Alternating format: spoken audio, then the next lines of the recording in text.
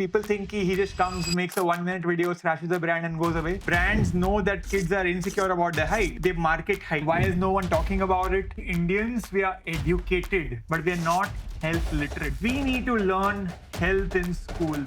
My goal is to try to get kids to start thinking about health so that they don't even get diabetes in the first place. So when I'll say that this product has a lot of sugar, does not mean I'm saying never ever have this product. If it is rated D, in my opinion, it's just a signal that don't have it too often. I'm trying to simplify nutrition. So I've made it pay what you want. I distribute a very large percentage to feeding kids. The idea is in one shot, we can make India both health literate and reduce hunger at the same time. Usually, most of these diabetic friendly products are not really that good for you. Longer the shelf life, the shorter our life.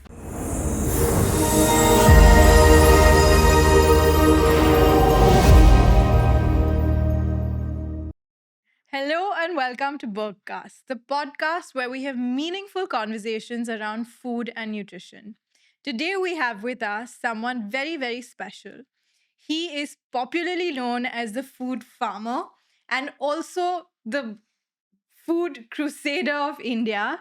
Revant, welcome to the show. Thank you so much for having me. Really excited to talk today. Amazing. So, Revant, you are a Wharton MBA graduate, had an amazing job over there. I just want to dive right into the fact of how did you plan to come back and how did Food Farmer come up? Yeah, so I was in the US for 13 years. 13 years, pretty long. And in the US, people have a lot of packaged food, like, for breakfast, lunch, dinner, they have packaged food. And whenever I used to go to the grocery store, I used to be frustrated with what is offered there, brands lying to you openly and things like that. So I wanted to do something about it. I want to try to clean it up in some way or form, the packaged food industry. But instead of doing it in the US, I thought, why not come to India and try to do something in India because I'm from India.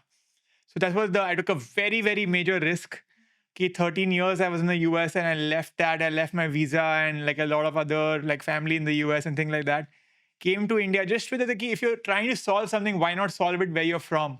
Yeah. So that was like the rationale. And it was a very warm welcome India gave me back. So as soon as I came back, within 10 days, my first ever video I made on the food went viral and it just continued and all. Yeah. Wow. So, was a tipping point though where do you remember a moment or instant where you were like, this is what I want to do? Or was it a gradual process? So it was a gradual process, but it's just like small, small things keep adding up. You go to the gym and you see people having sports drinks which are filled with sugar. People, you see parents give their children drinks which claim to make them taller, and like so many more things like that. So you every day you're seeing that blatantly, and then you see new articles on the newspaper saying that India is the diabetes capital of the world. India is potentially going to become the cancer capital of the world. So it just frustrates you. It makes you sad that why is no one talking about it? And I am coming from a relatively privileged standpoint, and I am, educated, and I am, decent job, good job. So I have the necessary financial backing as well. So I need to speak about it. That was like, how it went about. Yeah, and that's so beautiful because you used your privilege and your platform to be able to educate the masses. Yeah. And I think that's such a beautiful thing for it to happen. Talking about being educated, right? You told me one line I thought was beautiful is making India health literate. What does that mean? So I strongly believe Indians, we are educated, but we are not health literate. So basically, India puts a lot of emphasis on education, IITs, IIMs, Delhi University, and all the fanciest universities. And parents pressurize people, paro, go to entrance exams, things like that. But what we don't focus on is health literacy in the sense that you go to the fanciest colleges and ask the best students who've got 99.9 percentile in their entrance exams, what does calorie mean, or how many grams of protein do you need in a day, or like what artificial sweeteners are there in your food and things like that. People don't know about it. That's why I say we are educated but not health literate, and my personal goal is to try to make India health literate. Another thing, I often ask parents that what is the most important skill you want your child to learn? One of the most common answers I get is that they want their children to learn coding. And every parent wants their children to learn coding. But according to me, even more important than coding is decoding a food label, like understanding what you're putting into your body. And I always say this one thing, that just the way we study history, geography, integration, differentiation in schools, we need to learn health in schools. Like right from class 1 to class 12, we need to start learning ki what are we putting into our bodies, what does calories mean, what does protein mean, what does artificial sweeteners mean, how to cook, and things like that. Like, in school we used to make fun of humanities. Like, if someone used to take humanities, people used to make fun of them. Are easy subject le liya. Now I feel, yeah, that was probably the most useful subject. Why did I not study about it? Yeah, absolutely. So, speaking about food labels, is there any way in which brands can mislead the audience while staying within the regulations and the legal guidelines of packaging? So brands do that all the time. They are often legally correct, but that doesn't mean they're ethically correct. For example, you see Elaichi, Pan Masala brand selling as Elaichi. And in often many of the legal cases also, I get the brand say we are legally correct, we didn't do anything wrong. But I always reply that, I never said legally or incorrect. So, for example, I'll give you some what they do. So every package has two sides, the front and the back. The back is where the ingredient list and the nutrition label is there. And there they have to pretty much write the truth. So it's in the front of the pack where is all the marketing happens. And some of the marketing examples are: one, they often use the color green because we associate green with nature, herbs, farms, natural, and things like that. Healthy. Healthy. Yeah. So the same noodles brand, which is regular noodles, may be yellow, but the atta noodles may be green because we associate it with health. Two is they often trademark certain words. For example, they may trademark the word fresh, fresh ketchup, fresh paneer, fresh milk.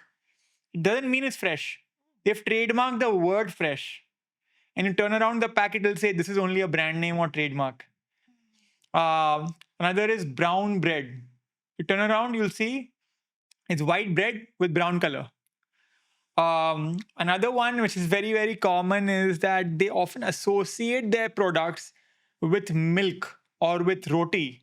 For example, they'll write as much fiber as three rotis, as much protein as one glass of milk, and things like that. Because we associate milk and protein in a healthy way, so they try to associate themselves also with milk and roti. But the number of the value, is that the same? Does that correlate? They may be actually probably correct, but sometimes I've even seen brands write as much protein as one roti. A roti itself doesn't have much protein. So, but it's just people will just see a big picture of a roti and a big picture of their products and an equal to sign. People don't read much. So they're like, okay, I'm getting my roti worth of nutrition. So it's more like playing with people's perception, whether it's the color, whether it is the words that are used but are actually trademarked, Yeah, or it is the images that they use of roti or bread or exactly. roti or milk, to create that image or perception that, oh, this is a lot of nutrients where it may not have as much nutrients. Yeah. So once I actually went to an NGO and I was speaking to them, and it was a very nice young kid who came to me, and we were discussing certain things, and he told me in his home they've stopped having roti in dinner. Instead, they have atta noodles because out somewhere out there they write as much fiber as like two or three rotis. So their parent is now thinking, why should I make the effort of, making roti, which will take a lot of time? Instead, why don't I just make a 2 minute, 5 minute noodles instead?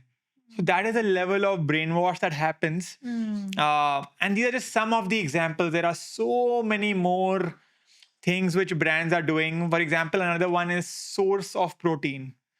So they may put 1 or 2 grams of protein, and then they actually will write source of protein, and people will see the word protein and they'll buy it. But can they say, like you usually say, high protein or high fiber on the packet? Can they say that without it having a high amount, or does it have to have a specific percentage or amount of protein for it to be high? So the word high in protein, yes, it needs to have like, a higher amount. But source of protein, which is like even a little bit of protein, they can make that claim. And that's how, and like, we are all like suckers for these words like protein, fiber. So they'll put a little bit, and then like, people will feel, okay, this is probably a high protein food. And the one example of this is peanut butter. Like peanut butter, so many peanut butter brands are a source of protein, because, and then people think it's a high protein food, even though actually it's a high fat food. So that's how they often do it. So interesting. Any other products that come to your mind that give much taller claims than they actually have? Taller claims, you're using the word literally. There are brands which are calling themselves taller. They'll make you stronger and taller and God knows what else. So yeah, the word taller itself. And why do they use the word taller? Is because the biggest insecurity of someone who's a teenager, of someone who's 8, 9 years old, is often height. Like you go to a 10-year-old guy in the school, they often are, the entire confidence level is dependent on height. Like, the tall boys are often become the monitors, or they stand in the back and they are like, considered to be cooler. So because the brands know that kids are insecure about their height, they market height. And they usually market whatever you are insecure about. So a skincare product may market what dark skin, because, or like fair skin, because they know that people are insecure about their skin color. A brand which is targeting teenagers will market, it'll make you taller. A brand which is marketing you 20s and 30s, the age group, will often say protein, because they know that age group is looking for protein. A brand which is targeting people who are 50s, 60s, 70s will use the word natural, ashwagandha, neem, ayurveda, because the parents, grandparents generation, they love to hear natural and things like that. Even the natural to petrol bhi hai. मतलब कि but आप petrol तो नहीं लोगे ना. No, but that's such a beautiful point you raise, because it's something I often even discuss with my clients. It's called naturalistic fallacy, where just because it's natural, it's supposed to be healthy, where it may or may not be the case.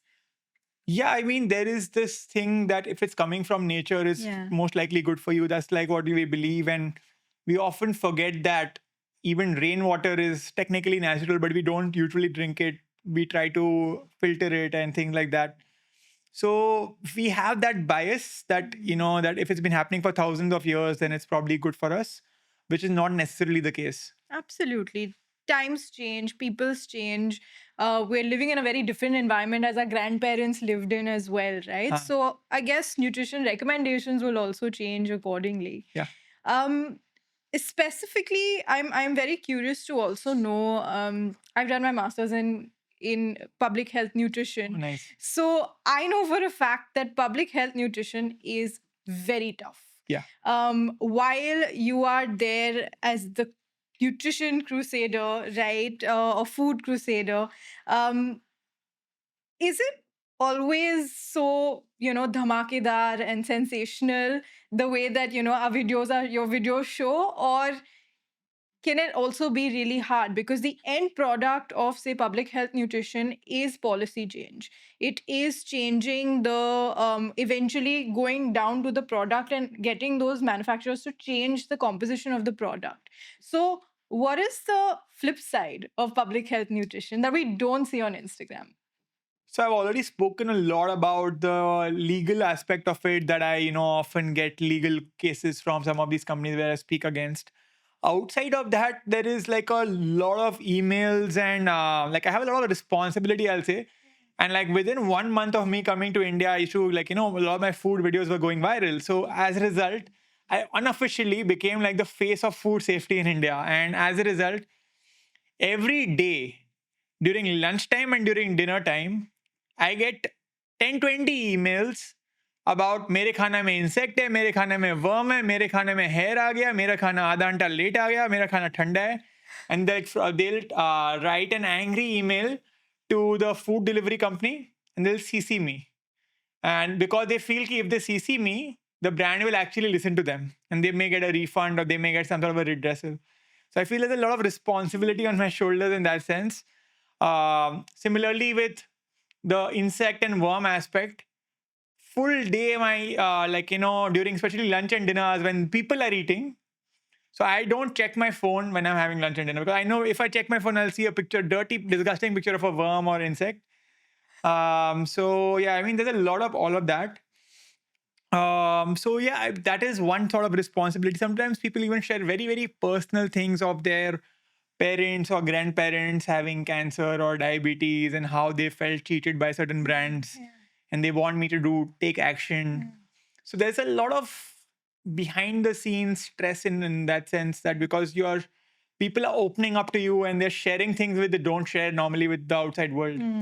So it is that responsibility, as you rightly said, that comes with the role and the job. 100%. I must say, you are doing a fab job at it. Um, Also, speaking about, as you said, you spoke about diabetes and all these vulnerable populations. I feel they are the ones that feel it the most, or they are the ones at risk the most of this improper marketing. Because, say, for someone who has diabetes or insulin resistance, there are brands saying, this is diabetes friendly, or low sugar and things like that. How much of it is true, and how much of it can be true? I mean, certain things obviously it's like a spectrum. So some brands may be honest. It's not that all brands are lying to you. But the ultimate sad reality of India is that there are 140 crore people living in India, most of who are not really that well off.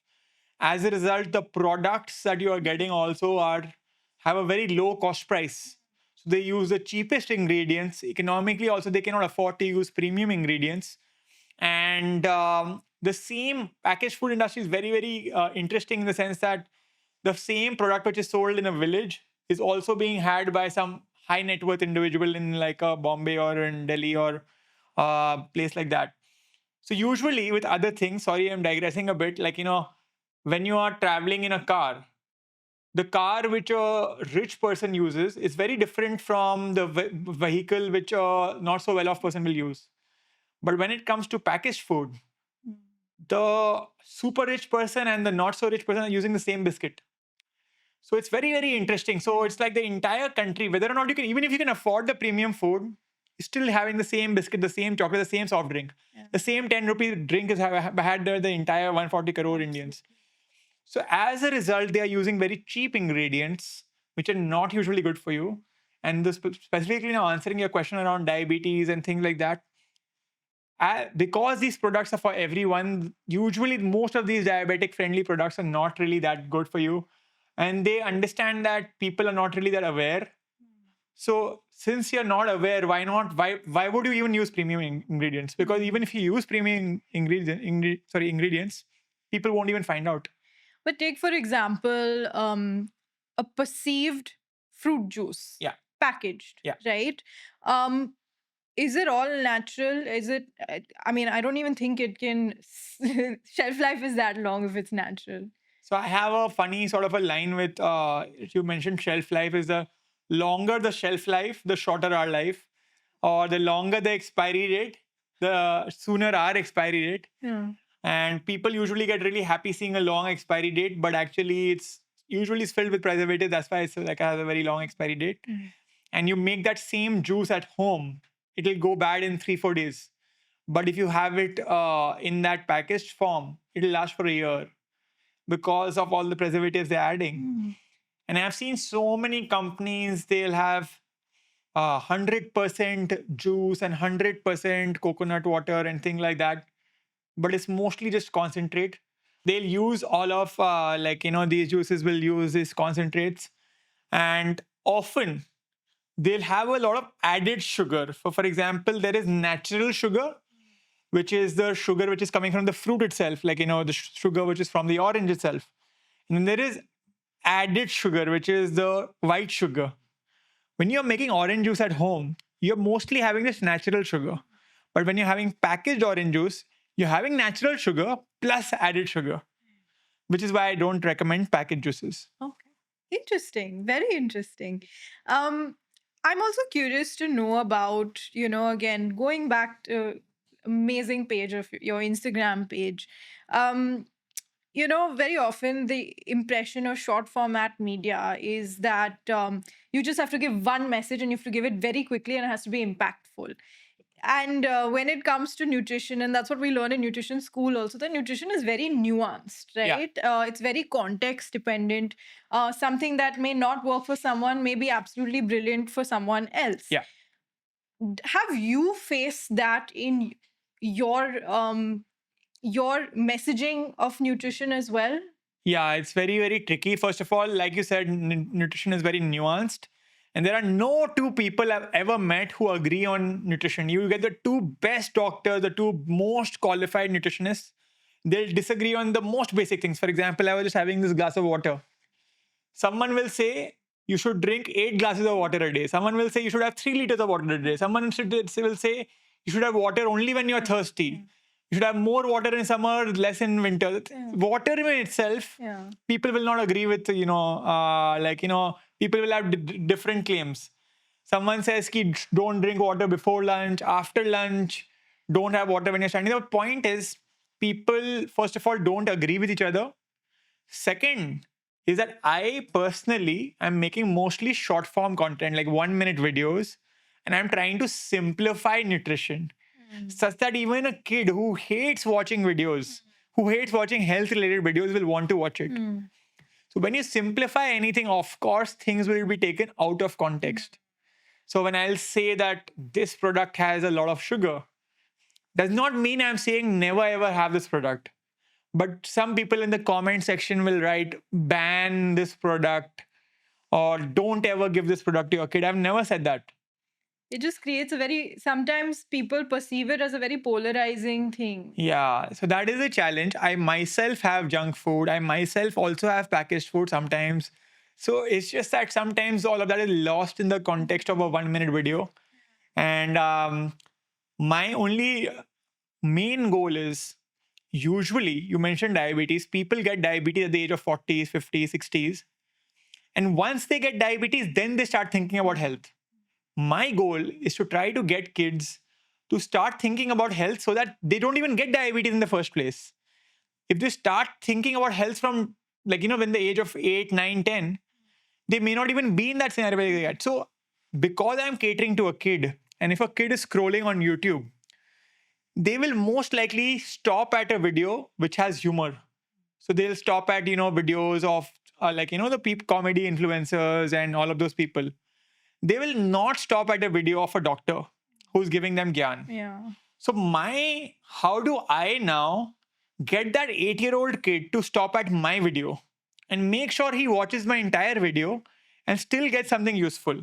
So when I try to do that, of course, I will have to simplify things, which sometimes some people may take out of context, and some people may even call it fear mongering, or they may use certain terminologies. Very interesting, because it really gives, I'm getting a perception that you do have a very well-rounded view and knowledge about food and nutrition, and I think that's fabulous. Speaking about specifically education and prevention, right? Long term, what are the what are other countries doing that, in terms of this food labeling or packaging, that you feel like India can adopt? So one great example, I was in Singapore recently, and one great example is Singapore. So in their packaged food, they have a grading model A, B, C, D. So if it has like a little more sugar, more than 10% sugar, it's D. And if it is grade D, the company is forced to display it on their front pack, not the back pack, and the front pack. And the beauty is they're not allowed to advertise. So if it has excess sugar, it will be rated D or C and things like that. And just imagine, as a customer, as a regular individual, you're going to a grocery store, you see the A, you're more likely to pick up that food. You see D, you're more likely to not pick up that food. So as a result, in a very easy way, you are encouraging people to pick up and adopt healthier habits. And you're penalizing the companies for putting in excess sugar. Fair. That's fair. I'm just playing the devil's advocate as well, where, and again, looking at, say, people who have eating disorders, disordered Yeah. eating, a skewed relationship with food, where they may perceive, say, this traffic signal or this ABC way of labeling as again polarizing or fear mongering, right? In the sense that D means cancel, can't eat, and then you have a unhealthy relationship with that food. So I'm wondering, is will that come into feature where like it just again becomes a very bifurcating into okay, this you can eat and this you can't eat, and we lose the nuance of it. So everything has obviously pros and cons. So even in a cigarette label, we write this product may cause cancer. So there are some people may say, oh, why are you writing that as well? And like, oh, we should not have that label as well. So everything has two sides of it. I believe it is required. There are some products, while no one product is technically healthy or unhealthy, there are products which are healthier and unhealthier. Yeah. Like, on the unhealthy side. So a soft drink which has like, very high percentage of sugar, yes, you should not have too much of it. So if it is rated D, in my opinion, it's just a signal that don't have it too often. It's not that don't have it ever. Yeah. And if it's a product, so green color, just have it a bit more often. So that's the only thing. And it's just to make it easy for the end. You studied nutrition, I studied nutrition. So it's easier for us to identify these foods. For someone who's not studied nutrition, just try and imagine their life. It's so confusing for them because every company is marketing themselves as healthy. So for them, when they see 5 products, all of them are calling themselves healthy. How do they find out? Fresh. Yeah. So for them, it's much easier if the government intervenes and does something like this, which is what I feel even India should do something like this. Absolutely. I feel like it's conversational, and also it's important to have these counter conversations as well to create awareness of a well-rounded argument on these food labelings. Yeah. Speaking about moving away from packaged food, I guess then it comes to cooking and home cooking. I'm Yeah. curious to know, do you, Revant, cook? To be completely honest, I've spent 13 years in the US, so people expect, anyone who studied outside and lived outside, they expect that they are very good cooks because, outside is very self-dependent. But actually, I'm a really bad cook. And like I do very, very basics. In fact, I'm very frustrated. Why did I not learn cooking in school? I feel like cooking should be an essential subject. Every single child should be taught, like even before coding and like integration, differentiation, we should be taught cooking because that's a lifelong skill. So I'm very, very, to be very honest, not great with cooking. But yeah, I mean, like I'm always confused, like ये chai mein which bartan do I use? What do I put for this? What do like how much time should I heat food for? How much salt should I put and thing like that? Yeah. Yeah. Okay, that's interesting. And just to kind of sum it up and wrap it up, what is next for Revan? So there are quite a few things that I'm planning. One, I recently started a health school. So the idea is, once again, as I said, that we study history, geography, integration, differentiation, but we don't study health. So I am trying to teach people health through a very simple format online. And I don't want it to be like a class per se, like, so I've made it pay what you want. And so people can pay whatever they want. If they want to pay 100 rupees, 500 rupees, 1,000 rupees, 10,000 rupees. And whatever money that people give, I distribute a very large percentage to feeding kids. So the idea is in one shot, we can make India both health literate and reduce hunger at the same time.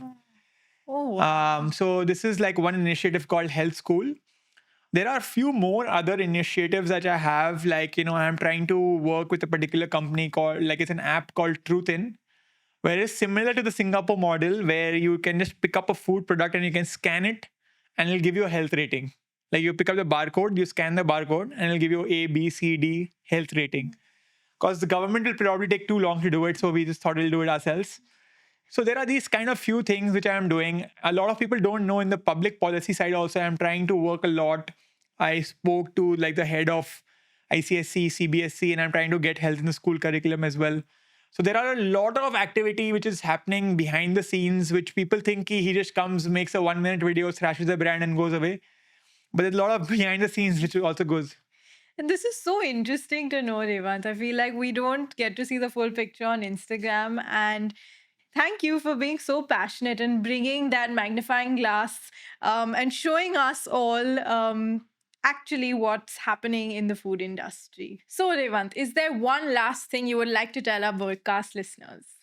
Yeah, one last thing is that when we talk about nutrition, we should not only focus on adults. Of course, focusing on adults is important, but we should also focus on children and children's nutrition because that's the age when they're actually learning about food. That's actually quite interesting and true because, as pediatric nutritionists as well, we talk about while, yes, it's important to educate the children about the nutrients in the food, and actually, it's also important to take them inside the kitchen, engage them in cooking experiences that might even help them in the future.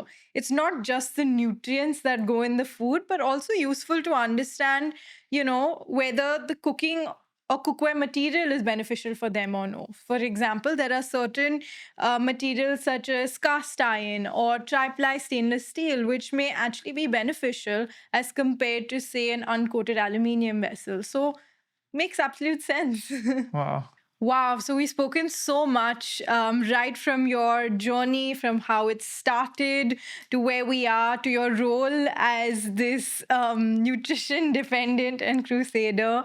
We've also spoken so much about the awareness, right, when it comes to packaging, when it comes to reading labels, that scrutiny that we need, that inquiry or that little bit of inquisitiveness of like, is this actually right, what's being shown, or do I have to read the fine print? And thank you so much for drawing and showing us that there are all of these elements to also consider.